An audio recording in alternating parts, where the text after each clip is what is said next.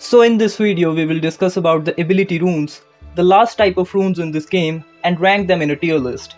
Then these runes increase your max HP when equipped, and just like all other runes, these runes also have their own special abilities at epic, legendary and mythic grade. But before starting with this video, I will make it very clear that all of these runes work best in sets instead of their individual abilities, but still making this tier list for fun. So starting off with this video, then first ability rune is Circle, which at epic gives you 2 weak circling orbs to start with. Then at legendary, these 2 circles become stronger, and then at mythic, the 2 strong orbs become 4 strong orbs. And this is a very important rune for the circle build users, as it gives them additional orbs from the very start of the game. So because of that, Circle rune goes to the S tier and at rank 3. Then second rune is the Ring of Agony, which at epic gives you a ring of agony within which monsters take 20% more damage.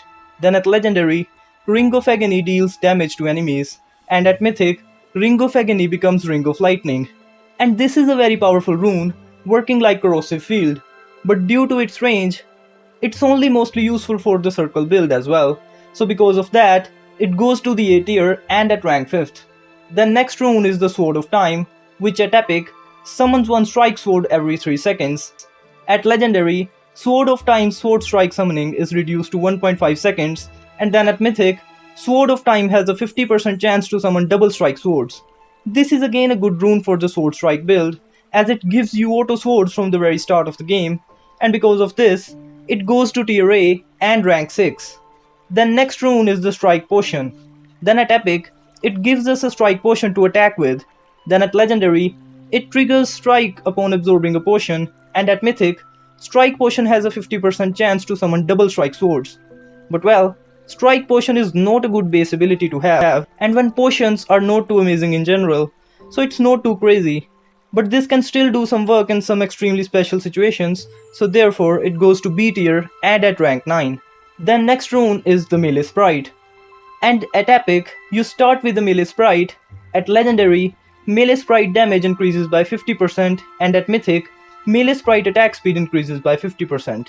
And well, this is the worst sprite in the whole game, as it has a very little range, and small range is not really that good, so because of that, it goes to tier C and rank 10. The next rune is the Healing Sprite, and at epic, you start with the Healing Sprite which restores a small amount of HP for character when it attacks. At legendary, Healing Sprite attack increases by 50%, and at mythic, Healing Sprite attack speed increases by 50%.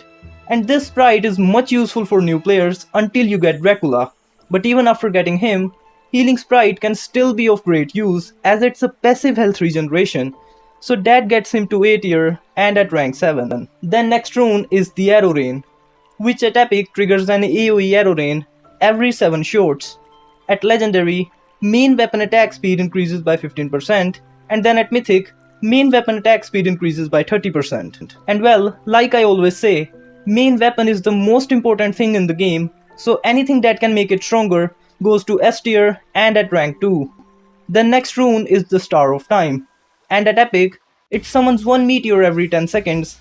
At legendary, Star of Time's meteor summoning time reduces to 5 seconds, and at mythic, Star of Time has a 50% chance to summon double meteors. And well, it's not of my taste. I can pretty frankly say that it's one of the worst runes in the game, so because of this, it goes to tier B and rank 8. Then next we have the Star of Fury, which at epic makes so that upon taking damage, you summon 3 meteors to randomly bombard the field. At legendary, you recover a small amount of HP when a meteor hits, and at mythic, upon taking damage, it summons 7 meteors to randomly bombard the field.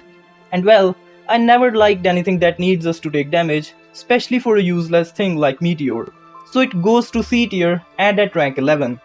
Then next we have the Flame Poison Touch, and at epic, it ignites a random monster every 2 seconds. At legendary, it poisons a random monster every 2 seconds, and at mythic, Flame Poison Touch cooldown shortens to 1.5 seconds.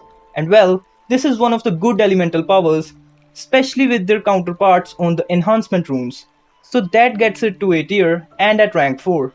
And then last rune is the Frost Thunder Touch, and at epic, lightning strikes have a chance to cause paralysis. At legendary, Freezing deepens enemy injuries by 30%, and at Mythic, lightning strike damage to frozen monsters increased by 30%.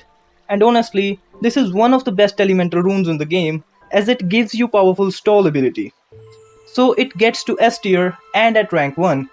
And yup, with that the list comes to an end. Like I have said before, tier lists are subjective in nature, so you can let me know what would you place on top in the comments below. And while at it, join the Discord server from the pinned comment. But anyways, I hope you liked this video. Thanks for watching, just keep grinning and Aura is mine.